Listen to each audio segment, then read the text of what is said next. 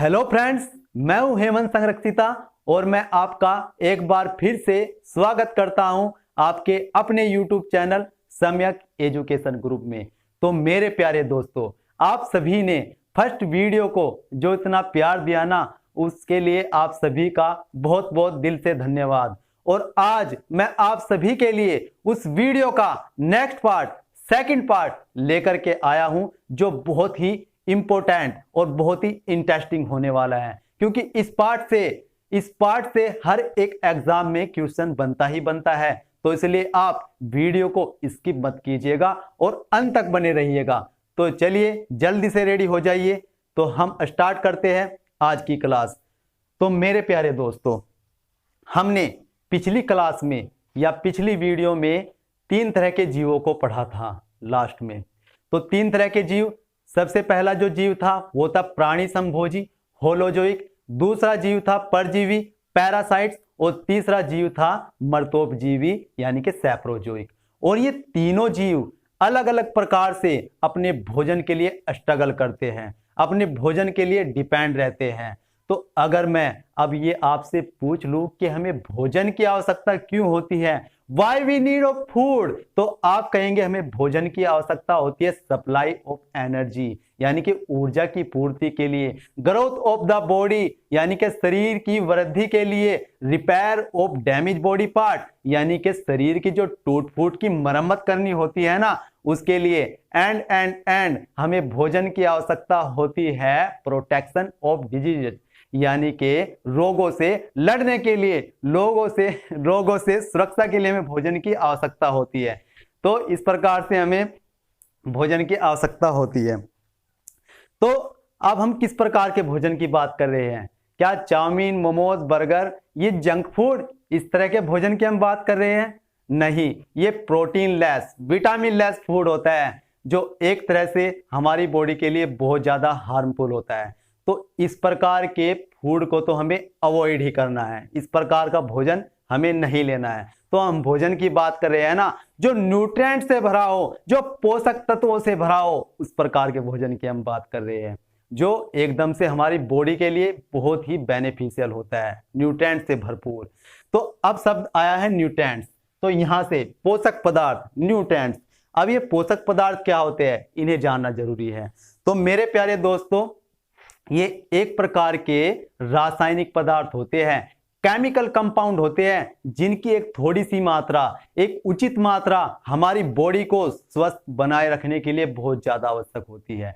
तो उन्हें बोलते हैं हम न्यूट्रिएंट्स। तो हम लिख भी लेते हैं न्यूट्रिएंट्स। ये एक प्रकार के रासायनिक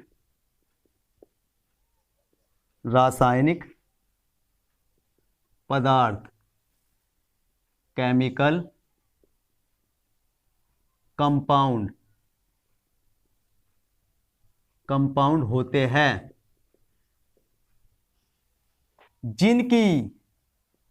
होते हैं, जिनकी एक उचित मात्रा हमारी बॉडी को स्वस्थ बनाने के लिए आवश्यक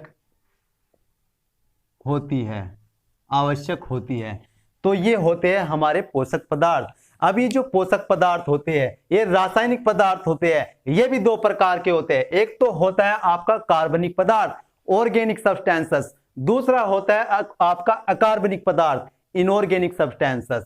अब अगर हम इन कार्बनिक पदार्थ की बात करें तो इन्हें सिंपल भाषा में बोलते हैं हम जैविक अणु, बायोमोलिक्यूल्स। अब ये बायोमोलिक्यूल्स क्या होते हैं? ये बायोमोलिक्यूल्स होते हैं जीवधारियों के शरीर में पाए जाने वाले रासायनिक अणु, जीवधारियों के शरीर में पाए जाने वाले रासायनिक अणु, उन्हें बोलते हैं बायोमोलिक्यूल्स। तो यहां पर लिख लेते हैं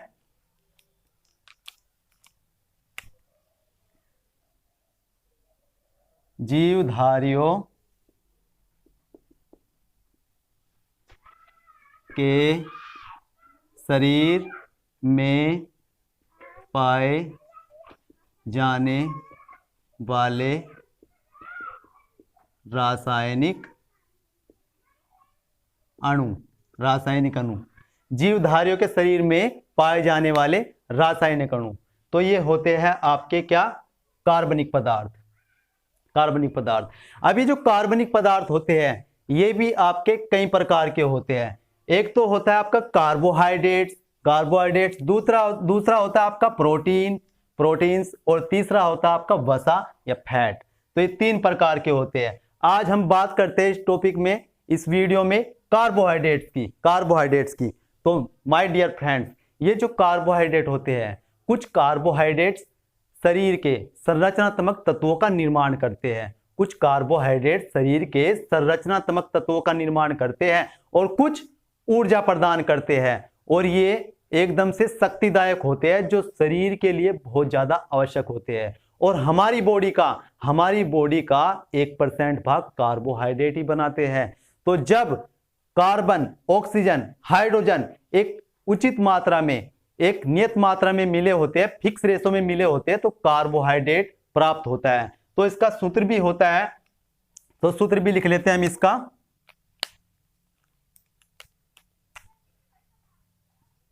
CnH2ON। तो ये होता है इसका सूत्र, और ये हमारी बॉडी का 1% भाग हमारी बॉडी का 1% भाग बनाते हैं। और जब मिले होते हैं CHO, किस अनुपात में मिले होते हैं? CHO जब 1:2:1 के अनुपात में मिले होते हैं तो कार्बोहाइड्रेट बनता है, कार्बोहाइड्रेट प्राप्त होता है।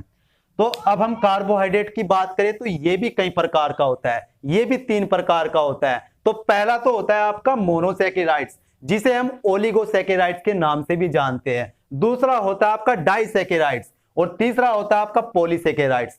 तो पहला जो मोनोसैकेराइड्स है, ओलिगोसैकेराइड्स है, वो उसकी बात करते हैं। तो ये एक प्रकार की मीठी, रंगहीन, घुलनशील शर्कराएं होती है, जो मतलब जो आपके मीठे फल हो गए, सलजम हो गया, आलू हो गया, उनमें पाया जाता है। तो लिख लेते हैं इसमें कौन कौन से आ गए भाई आपका जैसे आपका आ गया हेक्सोज,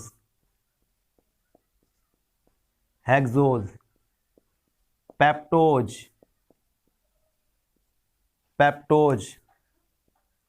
और आपका फ्रुक्टोज। और आपको मालूम ही होगा जो फ्रुक्टोज होता है वो आपका शहद में पाया जाता है, और ये क्वेश्चन बहुत ज्यादा एग्जाम में पूछा जाता है। दूसरा हो गया आपका ग्लूकोज। तो देखिए जो ग्लूकोज होता है वो तुरंत एनर्जी प्रदायक होता है, तुरंत एनर्जी देता है। और आपको मैं ये बता दूं, जो ग्लूकोज होता है, ग्लूकोज इसे कोशिकीय फ्यूल या सेलुलर फ्यूल के नाम से भी ये जाना जाता है, कोशिकीय फ्यूल के नाम से भी ये जाना जाता है, कोशिकीय ईंधन। तो यहां पर लिख देते हैं कोशिकीय ईंधन के नाम से भी ये जाना जाता है, ईंधन। तो ये जो माइक है, माइक की लीड है थोड़ी दिक्कत कर रही है इधर उधर, ये जो लगा है माइक, तो इससे थोड़ी समस्या हो रही है, लेकिन फिर भी कोई, चलो देखते हैं। तो ये होता है कोशिकीय ईंधन। ग्लूकोज को कोशिकीय ईंधन भी कहा जाता है, सेलुलर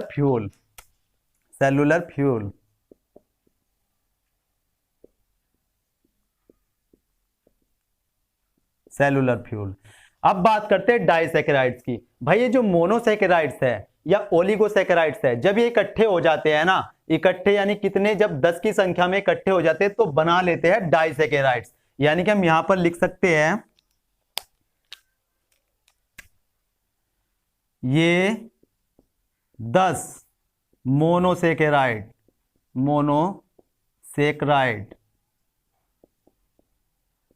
से मिलकर बनता है, ये 10 मोनोसैकेराइड से मिलकर बनता है। तो ये मोनोसेकेराइड्स के हम बात करें तो इसमें आपके कौन कौन से आ गए भाई? आपका आ गया सुक्रोज, सुक्रोज जो पाया जाता है आपका गन्ने में या चीनी में। आपका आ गया माल्टोज, माल्टोज जो पाया जाता है आपका अंकुरित बीजों में।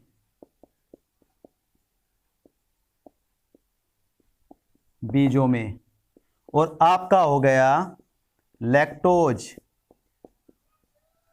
जो पाया जाता है आपका दूध में, दूध में। ठीक है डियर फ्रेंड्स।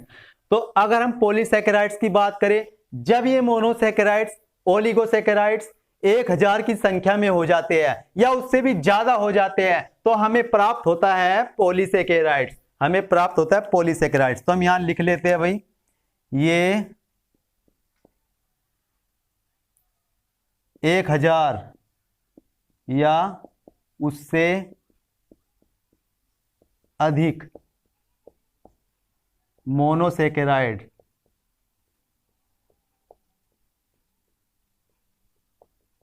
मोनोसैकेराइड से बनते हैं। जैसे आपका स्टार्च हो गया, स्टार्च आलू में और आपका अनाज में पाया जाता है। दूसरा आपका ग्लाइकोजन हो गया,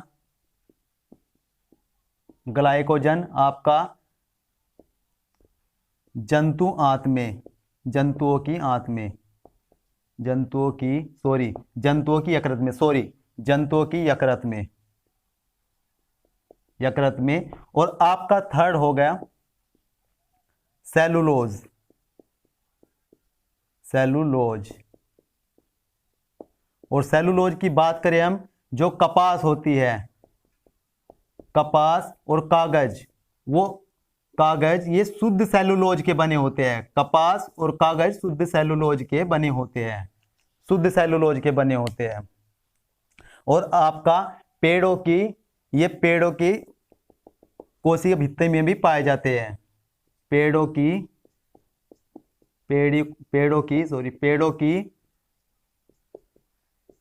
कोशिका भित्ति में भी ये पाए जाते हैं, में भी ये पाए जाते हैं। तो ये हो गया आपका 3 प्रकार के मोनोसैकेराइड्स, डाइसैकेराइड्स और पॉलीसैकेराइड्स, जहां से एग्जाम में क्वेश्चन बनते ही बनते हैं। अब अगर हम इसके कार्य की बात करें तो जो कार्बोहाइड्रेट्स के कार्य है तो वो भी बहुत इंपॉर्टेंट है। तो देखिए फ्रेंड्स, ये संयोजी उत्तकों का निर्माण करते हैं, ये कोशिका का निर्माण करते हैं, और ये न्यूक्लिक अम्ल जो एक पीढ़ी से आनुवंशिक गुणों को दूसरी पीढ़ी में लेकर जाते हैं, और ये संचित ईंधन का और संचित भोजन का काम भी करते हैं, और ये वसा को भोजन में संचित करने का काम भी करते हैं। तो बहुत इसके इंपॉर्टेंट वर्क होते हैं, तो ये इन्हें भी हम लिख लेते हैं। ये कोशिका का निर्माण करते हैं। दूसरा आपका संयोजी उत्तकों का निर्माण करते हैं, संयोजी उत्तकों का। न्यूक्लिक अम्ल, न्यूक्लिक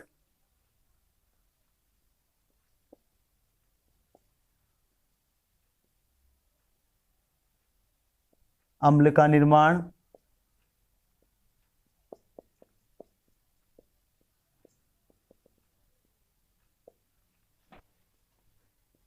संचित ईंधन का और वसा के रूप में संचित भोजन का काम ये करते हैं। तो ये इनके हो गए कार्य कार्बोहाइड्रेट्स के। तो मेरे प्यारे दोस्तों, आज का टॉपिक कैसा रहा तो आप कमेंट करके जरूर बताएं और इस चैनल को सब्सक्राइब और शेयर जरूर करें और लाइक भी जरूर करें। और मैं मिलता हूं आपको इस वीडियो के नेक्स्ट पार्ट में। आप सभी ने जो पूरे ध्यान से, पूरे दिल से इस वीडियो को देखा, उसके लिए आप सभी का बहुत बहुत धन्यवाद। Thank you.